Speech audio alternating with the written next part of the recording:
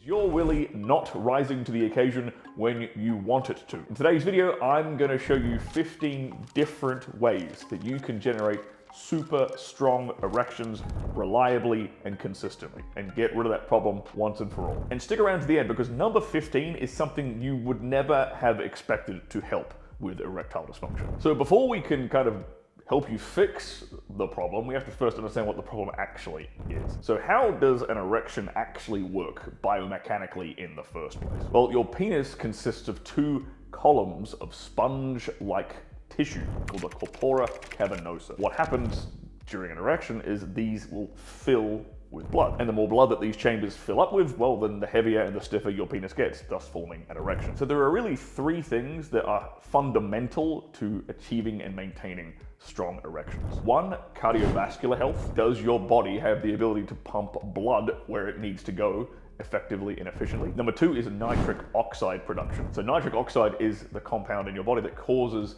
blood vessels to relax, dilate, and fill up with blood in the first place. And there are actually three different ways that our body creates nitric oxide in the first place. One is through deep nasal breathing. This helps our body produce nitric oxide. Number two, the blood vessels themselves will make nitric oxide, but as we age, they reduce their ability to do so. And number three are the compounds L-Arginine and L-Citrulline, which we get through our diet and through supplementation. Now, the quick fix that most people reach to when it comes to having boner problems, erection problems, is they look for the little blue pill. The problem is, these don't work all the time if your body is lacking nitrates. If it's unable to produce nitric oxide in the first place, we'll get into why that is later on. Taking the little blue pill ain't gonna do anything. And the third pillar of a strong erection is a strong pelvic floor. Now the pelvic floor is this network of muscles that's kind of shaped like a hammock, and it supports your internal organs, but it also runs along the base of your genital area and supports all that as well. A good metaphor for this is to think of it like the foundations of a skyscraper. The only reason a skyscraper is able to be built so tall is because the foundations beneath it are really, really strong and sturdy and buried into the ground there. So think of your pelvic floor kind of like that. For you to have a strong skyscraper, you need to have the strong foundation underneath it supporting it. So now let's go over 15 different methods for guaranteed super strong erections. Number one, eating foods that increase nitric oxide production. So things like watermelon are a great source of L-citrulline. Beets and beetroots are packed full of the precursor to nitric oxide, which is nitrates. So you have to have nitrates in your diet in order for your body to be even able to produce nitric oxide in the first place. And in this particular instance, it actually turns out that non-organic beets is actually better to consume for this purpose than organic ones, because non-organic beets have higher levels of nitrates in them due to the use of excess fertilizers. Pomegranate and pomegranate juice is another food that is really, really good at increasing nitric oxide production in your body. Number two, supplements that can increase nitric oxide production. So just supplementing directly and rather than having to eat something specific. L-citrulline and L-Arginine are two supplements that directly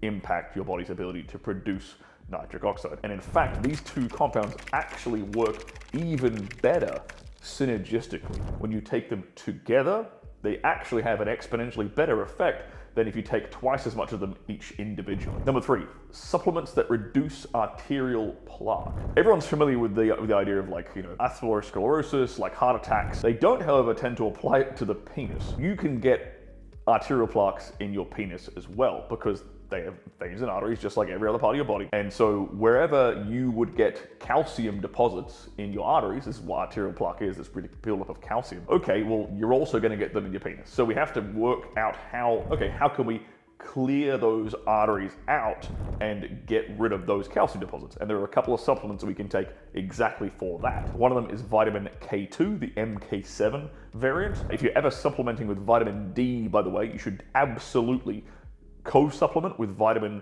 K2, the MK7 variant. Otherwise, if you just supplement with vitamin D, you're gonna accidentally cause a excess buildup of calcium in your arteries. That's very, very important. The second compound is called Icarin. Now this also does the exact same thing. It helps to clear out those calcium deposits in your arteries. Number four, fixing venous drainage. The idea behind venous drainage is simply that the blood isn't being trapped well enough in your penis during an erection. The theory behind this is that inflation causes this accumulation of white blood cells, which can cause the lining of your veins to get diseased, and so now the fibers there are breaking down and they're not able to effectively trap blood in going into one direction. So horse chestnut extract is actually a supplement that helps with the breaking down of these substances that are important to the integrity and the structure of the vein itself. And so horse chestnut extract can help you heal the lining of your veins. Shockwave therapy can also help in this regard as well, and it can help heal the lining of the veins and help prevent venous leakage. Number 5, nasal breathing. You do not want to be a mouth breather. This also actually affects the shape of your face entirely. There's a whole other video I could make on that. So you actually have erectile tissues lining your nasal passages. So deep nasal breathing actually helps our body to produce more nitric oxide rather than puffing and panting through your mouth all the time. Number 6, nasal humming or nasal vibrating. So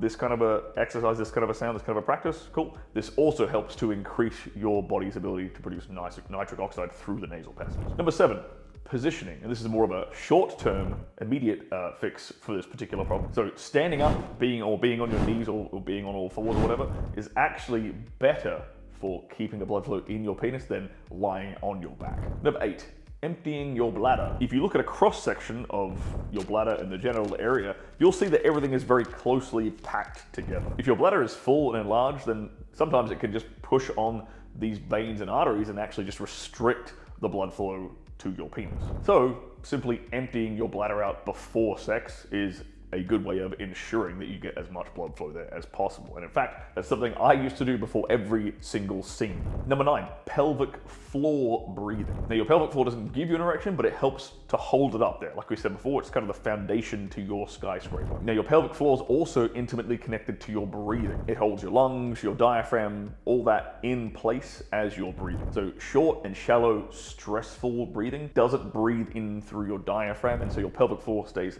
tight and constricted. Practice doing really deep, deliberate breaths into your belly, into your diaphragm, right down the bottom here. This will help to improve the blood flow to your penis and relax those pelvic floor muscles. Number 10, Kegel exercises. If you're not familiar with what a Kegel is, it's basically a way of exercising your pelvic floor. The easiest way for men to do that is that sensation you would use to stop your pee coming out mid-flow.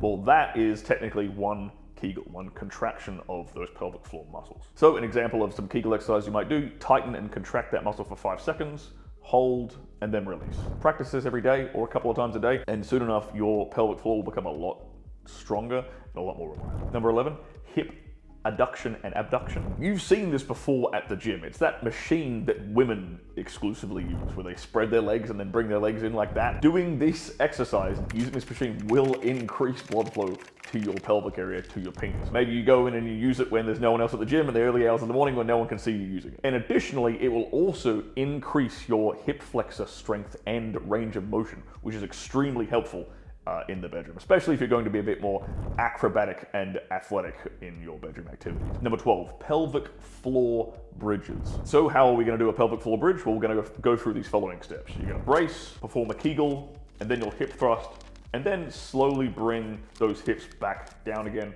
and keep holding, and then release that Kegel. Do that for about 20 reps. Number 13, quit porn. Porn is damaging to men for so many different reasons, but this one in particular. You're effectively programming your mind and body to only respond physically to very unrealistic and extreme sexual scenarios and stimulation, and visual stimulation. Here is a litmus test to tell if you are consuming too much porn or you have consumed too much porn. Do you find pornography more sexually stimulating than, or visually stimulating or exciting than a real life sexual encounter? It should be the latter. Real life sex should be far more exciting to you, and your body should respond in a far more excited manner than anything you see on a computer screen. Number 14, this goes along with that. Stop masturbating. When you ejaculate, your brain dumps prolactin into your body. And prolactin is the compound that causes the male refractory period, aka the time between